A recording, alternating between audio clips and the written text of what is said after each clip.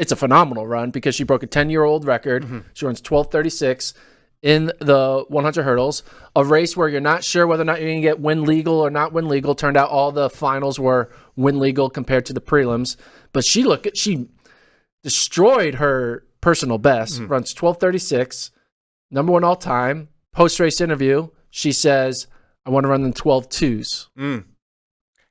I might believe her because I saw a pre-race interview, and she called it. She called that she was going to break the collegiate record this weekend.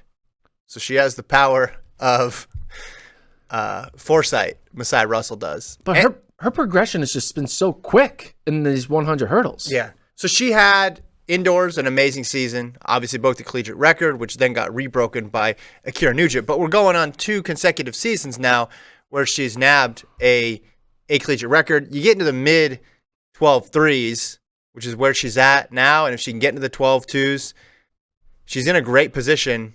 I mean, winning the NCAA title is going to be challenging because it always is. Winning SEC titles is going to be challenging because it always is. But if you look beyond that, if you look past that, can she make a team? I think we both said indoors it was looking like she was going to make a team. Now we know for sure she can absolutely make a U.S. team. Trying to look at her progression. Obviously, she ran in 2019, but so much younger then. So the past 2 years, 2021 and 2022, her PB in 2021, she ran, I believe, 1290. This is win dated or win legal, doesn't matter. 1290. She ran at the East prelims in 2021. So it goes 1290. Last year, she runs 1277. No, 1271. She goes 1290, 1271, 1236. Like, it's a massive jump. It's not 1290, 1271, then running the 126 or 125s. Yeah. She's going all the way to 123s and eyeing 122s. It's just a hell of a break from what her projection was. You know, she was a 400 hurdler, 100-meter hurdler. She's kind of doing a little bit of both. She's good. She can, you know, make NCAA finals, maybe even contend for medals. But now, this year, she's gone from just a solid NCAA All-American type runner to maybe the all-time great at the college level, and now in conversation to make USA teams, in conversation to win global medals. If you're running 12.3 in April, and she wants to run 12.2s, you're running 12.2s, you can win gold. Yeah, it's obviously really quick right now with Amusan and Camacho Quinn. But I'm just thinking, first things first, making U.S. teams, she's right there. She's right there. Yeah. Did you ask her at all about the 400 hurdles? I did. I said, hey, are you giving up on the 400 hurdles? She said, well, not really, but I have to recognize that, you know, I should probably focus on what I'm good at, and I'm a lot better at I'm paraphrasing, I'm a lot better at the 100 hurdles right now than the 400 hurdles. So I think she's recognizing, you know, do you want the Sydney and Britton Wilson smoke? Right, that's a tough event to go into. Do you want the Tobiyama and Camacho Quinn smoke? Both are a lot of smoke, but like I think you might pass out on the Sydney smoke versus the Jasmine Camacho Quinn smoke. I don't know if that's how that works. Like you need like a full on fire department suit for Sydney. You know, maybe just need an N95 for Jasmine Camacho Quinn. Well, that's a very weird analogy. I'm just thinking about making teams. All Kentucky girls too. I'm just thinking about making teams. Yeah, and so you could move Sydney out of it because she's got a bye. But on the U.S. side, if you're still looking at Muhammad, you're still looking at Britton Wilson for sure, right? Shamir. And Shamir Little and Anna Cockrell, and the list goes on and on. There's really great women high hurdlers in the U.S. too. But right now, 400 hurdles is a much harder team to make. It's easier in the to US. make the 100 hurdle team, which is a crazy statement. So it makes sense to make, because I remember years ago we always would brag about U.S. women's 100-meter hurdling.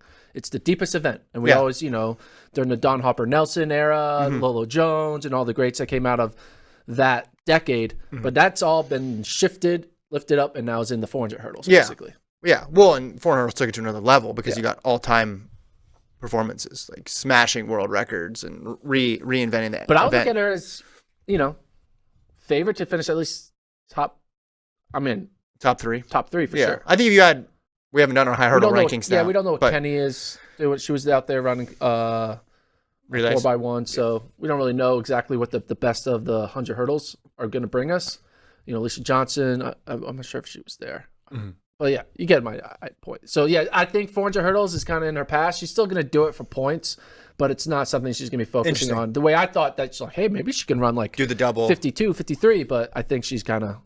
So you think she'll run it at NCAAs, though, 4 points? I think so, yeah. Okay.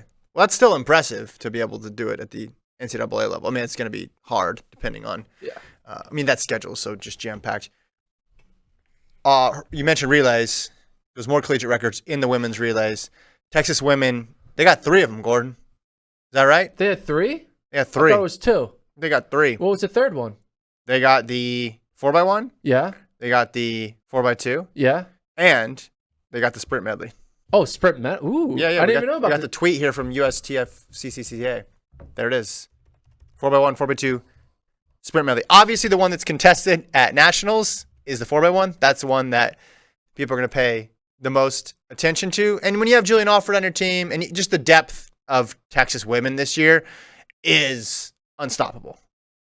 So what was the collegiate record again in the 60 for Julien Alfred before the season started? Was it 05? Was it 05? I want to say it was 05. I got it right here. I could tell you. What was it? I want to count how many times has Julien Alfred broke the collegiate record. 05. No, it was 04. No, wait. No, that was already broken. Okay, so broken or tied. She did it 1, 2, 3, 4, 5, 6, 7, and then 8, 9, 10. You counting just this year or last year too? Okay. This year. She's broken the collegiate record in the 60, 200, 4x1, 4x2, SMR 10 times. It is April 3rd. It's been 3 months. She's averaging 3.3 collegiate record runs per month. You got in her 3 months. You got Rashida Aleke on a team. That's a dream team for Texas right now. Yeah, 42 flat. That's something fast. that the pros ran 41.75, I think, with like basically almost the entire Team USA. 42 flat, it's going to be good. They're going to run faster. They're going to run sub 42 for sure at NCAAs.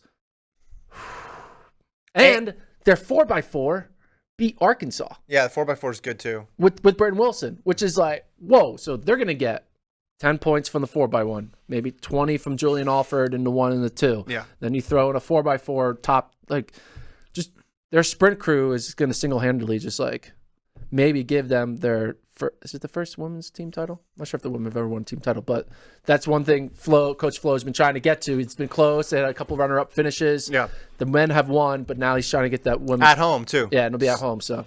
Same track. Switch over to the men's side. Julien Alfred, though, I guess we don't really know much of the individual performance. I asked her about her long, like, pro season, and she said, yeah, coach is keeping her in line to try to peak, not just for NCAAs, but, in August against in the Jamaicans. Budapest. Yeah. Yep.